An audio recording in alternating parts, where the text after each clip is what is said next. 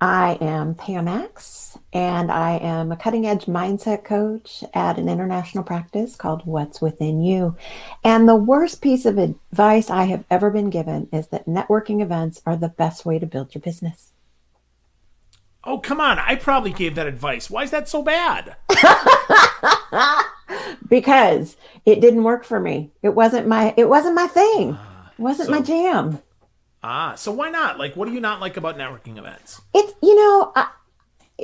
I'm going to say this. If networking events are your thing, let it be your thing. But I will tell you, when I would go to networking events, it felt more like let me get, not me, but other people, let me get my business card in your hand. I don't care about your business. I care about getting my business out there.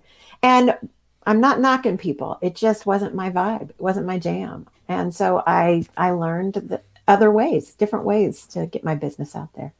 Good. Been doing that for 17 years. Yeah, holy crap, huh? 17 years. 17 And years. yeah, so, yep. So, folks, so if you're listening and you're saying, well, Phil always says try to network with people. Well, you don't have to do it that way.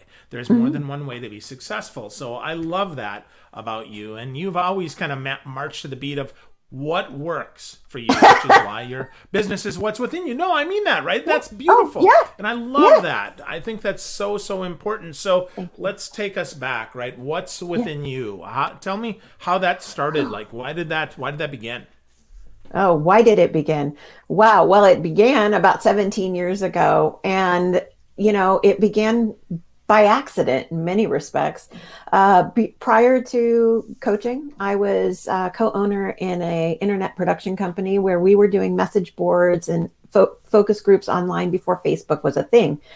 And we were working with people in the coaching industry, and they kept saying to me, Pam, why aren't you coaching? Why aren't you coaching? And I kept saying, because I'm working on my master's in industrial organizational psychology. Say that 10 times fast, I dare you.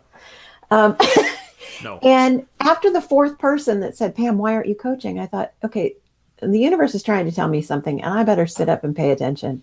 And so there was this thing that I'd been doing my whole entire life. Well, not my whole entire life, but a good majority of it. And I didn't know it had a name. And so that's how What's Within You became What's Within You. And I Wow. started out working with people in transition because I was going through some major transitions. And it's morphed into mindset coaching, which has been That's fun. awesome. It's been fun. Yeah. That's cool. So what the Yeah. heck is I have to What's I have to mindset? get this right. So your book is developing a confident mindset, which I love. It's Hmm. super good. I read it again this morning to prep for our Thank you. conversation. You're welcome. And so mindset, like first let's start there. Like what is a confident mindset?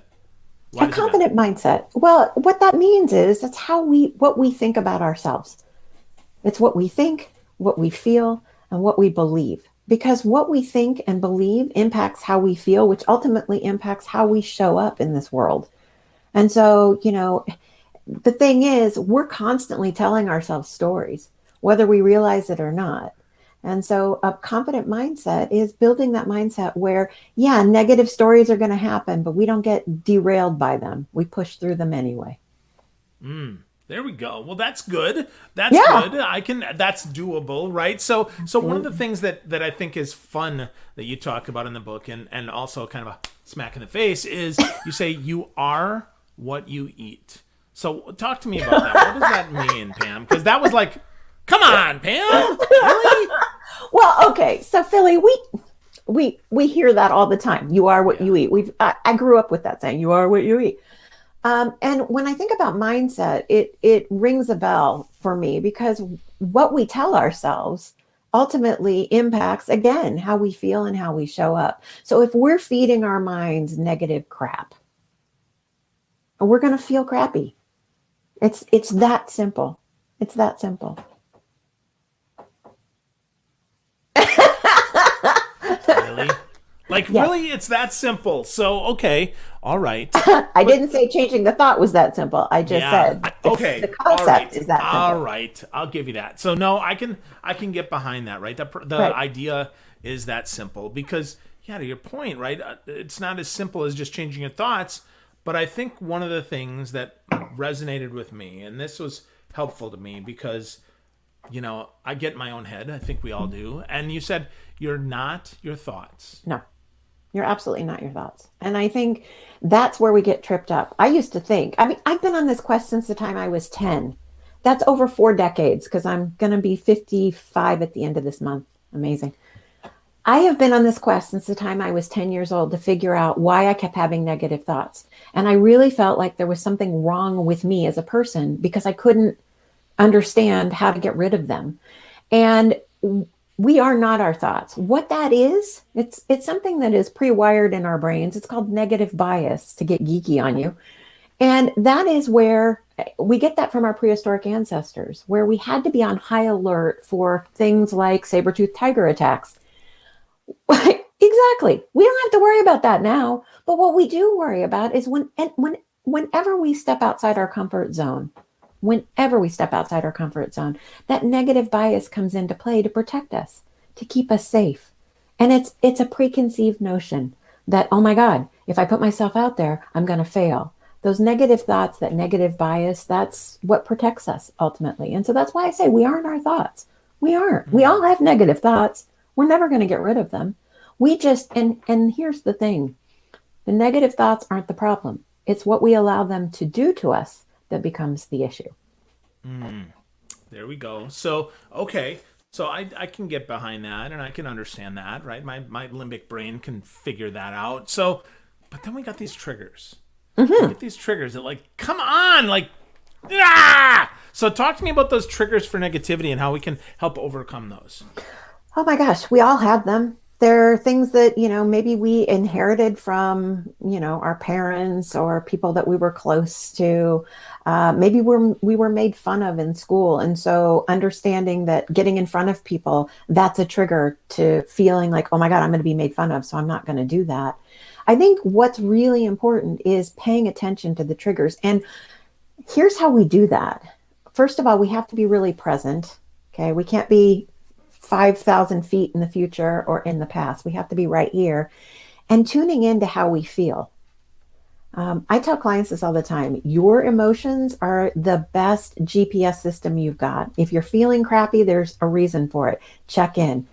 Have you been triggered? Is there a negative narrative playing in your head? Because the awareness piece is key in stopping the trigger or paying attention to the trigger, and B, stopping the negative narrative. So we got to be aware. Okay. So being in the present, you said Hmm. that, and that seems like, well, where the heck else can I be? But I would say it's not that easy. So, or not that simple even. So how do we do that? How do we get present? Like if we're all over the place and thinking about yesterday and tomorrow and everything, but how do Yeah. we get clear and get back to the present? Well, I think it's a practice. So the one thing we have learned about our brains is that they're plastic and we can rewire them. So it is a matter of building a new neural pathway, and it's an exercise. So making sure, and I used to do this all the time. I used to put it in my calendar like it was a client where it would trigger me to go, okay, get present. What are you seeing right now? What are you feeling right now? What's going on around you right now?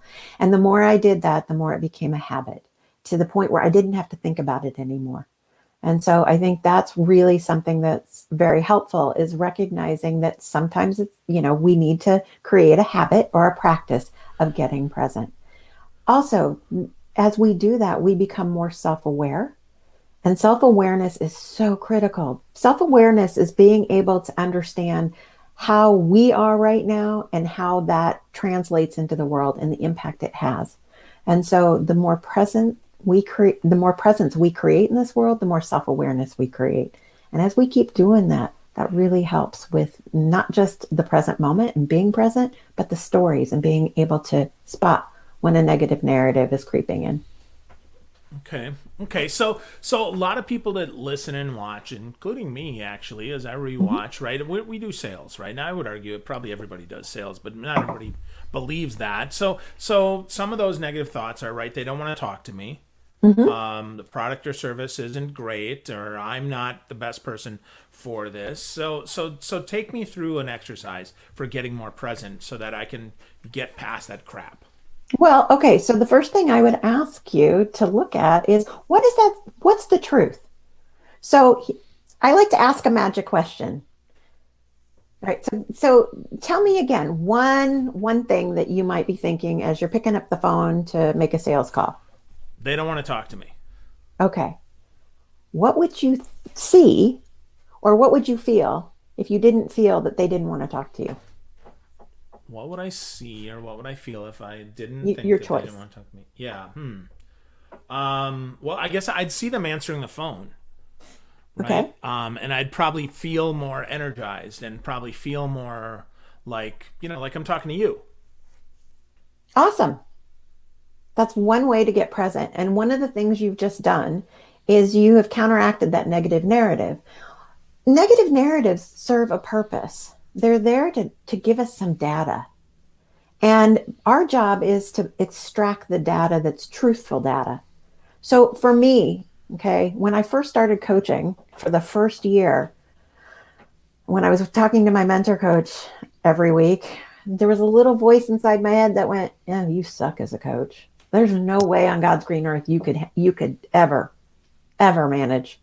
And I really appreciated my coach because she was the one that really helped me to shine a light on that narrative and to find out what's the truth, what's really the truth. And the thing that I recognized about that story is the truth is coaching was important to me and I want to be good at it.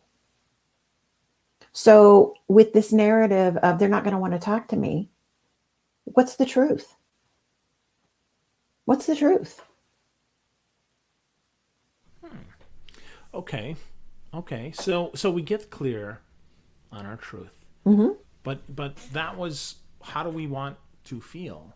How do we want to be? How do we want to believe? So Mm-hmm. how does that, I don't know, how does that help our truth? How does that help, like, how does mindset impact actual behavior? Help Well, me because out here.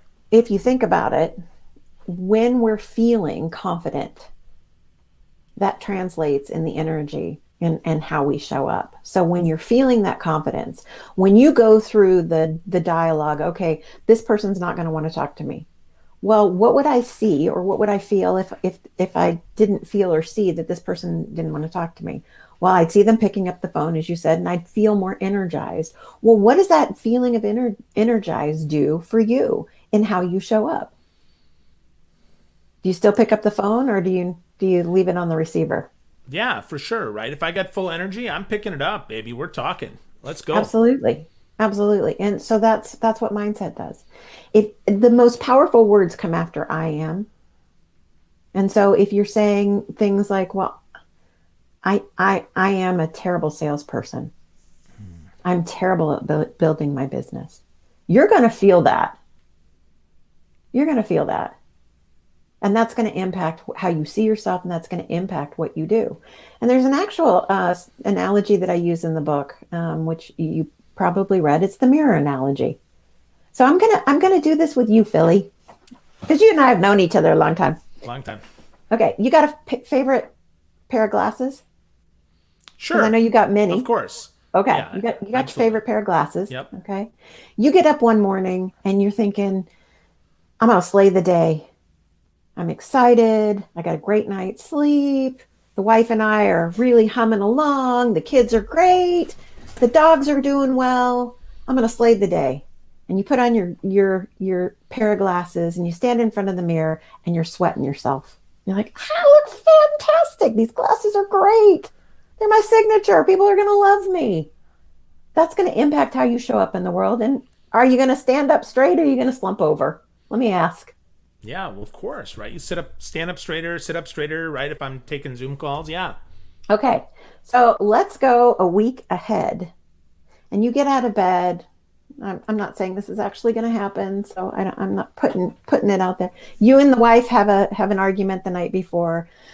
You go to sleep thinking about it. You ruminate over it. You toss and turn. You don't get a lot of sleep. You get out of bed. The dog has left a toy on the floor that you step on because you're not seeing it because you're thinking about the fight that you had last night.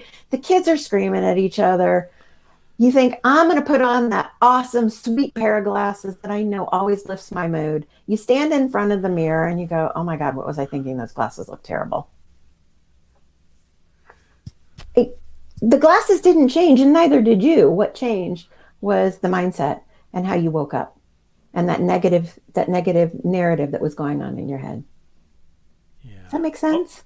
yeah, no, that makes a lot of sense. But I mean, is it as simple as just changing our mindset to change our outcome? Or does I it think just change the feeling? I mean, I'm just, from a science, I guess, again, as a seller, right, I want to close deals. So of how course does mindset help me close deals? it's in what you think, and ultimately what you think impacts how you feel. Okay, so if you're thinking the crappy stuff, that's gonna not it's you're not gonna show up feeling confident. And so part of what we need to do is experiment with things to help you move up the mindset ladder. You're not going to come out of the gate going from feeling crappy to feeling great. And I think that's really important to recognize, because a lot of people think I'm doing it wrong because I'm not feeling ultimately stellar after the end of something. It's about moving incrementally up. And it's about seeing the small things, it's about the wins. So it's about, again, looking at the truth. So I might ask myself, well, what makes me a good coach? And so I have that evidence of what makes me a good coach that I can start to feel better about, and that I can then look at, and that helps me to feel more confident. If I'm not able to name something, I may think about, well, okay, if right now I'm not feeling confident, how do I want to feel in this moment? Well, I want to feel a little bit more peaceful. Okay, great. Peaceful's better than not feeling confident. What's going to help me to feel peaceful right now? Well, taking some deep breaths is going to help me to feel peaceful. Anything I can do that's going to get me out of the negative a little bit more. And the more I do it, the more I start to create that new neural pathway in my brain. So the next time that story tries to rear its head, where I think, oh, I suck as a coach, the neural pathway it uses is weakened, because I've told my brain, we're not going there. We're going to incrementally move up. I'm going to feel peaceful. Then I'm going to feel joy. Then I'm going to feel excited. Then I'm going to feel really confident, whatever the case may be. Does that make sense? I Yeah, feel like no, I'm talking in circles. no, no, not at all. I think you're hitting on an important point here, and that's one of the points that sometimes I miss, and I bet a lot of people miss, and that is the incrementalness of improvement, right? The Yeah, incrementalness of the feeling, and that this is an exercise, much like the first time maybe you lifted 50 pounds of weight, right? So absolutely. it's the first time you're not going to be able to lift it, but hopefully, if you could lift 5 pounds yesterday, you can lift 7 pounds today, and maybe 10 pounds the next day. If you are feeling bad, the goal is to feel a little better, right? You mentioned I Absolutely. want to feel more at peace, and I think as we unlock this, I think that's the key piece here. Is you talk about that ladder of mindset, and I Hmm. think that's really important for folks to hear. Is that this is not just a switch you No, flip. no, This is not just fake it till you make it. no. This is really building a new practice when you feel like crap, when you feel less than awesome, Hmm. so that you can help feel better, Feel whatever better. better is. Is that Yeah, right? that's absolutely correct. And I love the fact that you use the gym and lifting weights, because you're absolutely right. You're not going to come out of the gate lifting a heavy weight. It's going to take some time to build up that muscle. It's the same thing with this. It's going to take some time to build up that confident mindset, and recognizing there is absolutely nothing wrong with you if out of the gate you can't be confident or don't feel confident. And the other thing that I want people to understand is this: confidence ebbs and flows. It's not something that we always necessarily maintain. And because you can't maintain it 100% of the time, 24 hours a day, 7 days a week, does not mean you're not a confident person. That just means that something else is going on that needs to be paid attention to, whatever that is. So, if you're not confident 24/7, that's okay. That's natural. That's natural. It's going to ebb and flow like our mood ebbs and flows. Good. No, that's good. That's helpful to hear, because sometimes, right, we think that we have to be positive all the time, and we're not talking about toxic positivity here, No, where God, like no. everything is shiny and happy, No. right? As my grandma would always say, it's not always going to be flowers and sausages. So this is right. This is an ebb and a flow thing here. Yes, So good. That's it good. is. So Andy has a question though. Andy says, how can we help others be more positive in their mindset? Obviously, we can just control ourselves. I know Yeah. that. I know you're going to Yeah. say that. But how do we help, right? How do we be a coach, a guide, a resource for others so they can be more positive? Oh, that's Andy, great question. And I think this is a perfect question for leaders in particular, who are working with teams. It's helping people to see their strengths. And it may be a matter of just showing them at first, you know, authentically and genuinely sharing with them, hey, good job there. Wow, your communication skills were stellar. Whatever the case may be, helping them to understand and see the things that they do really well. And that's really helpful. The other thing too is modeling the way, as people who are in business with other people, modeling the way, helping people to see, I have my bad days too, but here are some things that I'm doing right now, and being vulnerable and authentic, and transparent about those things. That helps other people, because when we're modeling the way for other people, we're giving people permission to show up as themselves, as we're showing up as ourselves. And I tell my clients this all the time. I am not 150% confident all the time. There are days when I will get up and go, ew, I really stink at this right now. And I recognize that, and I tell them that. There are days when I feel that way. Does that mean it's every day? No. But I'm modeling the way for them to understand that, we're all human. And there are good things and there are bad things. And we can be authentic and transparent with the folks that we're helping to support and being positive. But so there's two things that I just said: modeling the way for them, and also being able to share with them how we see them, and helping them to take that in and to acknowledge the goodness. Because as people, we have a hard time sometimes receiving the good, and so helping them to stop and soak it in. Yeah, and I think being really specific, perhaps, in what we see Mm-hmm. and how that is impactful, I think is Yeah. also helpful because, you mentioned, asking yourself, what is the truth? I think a Mm-hmm. lot of times people that feel more negative than positive often forget the truth and they're Yeah. looking for more evidence. They're looking for more truth. They're looking for a different truth. So the more specific we can be in what we say to them, the more they Absolutely. can see that. Is that what you coach as well, Pam? Yeah, that's absolutely it. Because here's the thing, your brain acts like Google. So if you're feeding it information, it's going to give you all sorts of data as evidence. And usually it's evidence of negative stories and the way we feel. So if we're helping people to see themselves in a different light, and sometimes just asking them questions, just being curious and leaning in. Hey, I'm just curious, what's driving that, the way you're feeling right now, or what's driving that thought, or what drove you to say that? I'm just curious. And helping them to unpack that themselves can also be a great way to help turn some of that negative narrative around.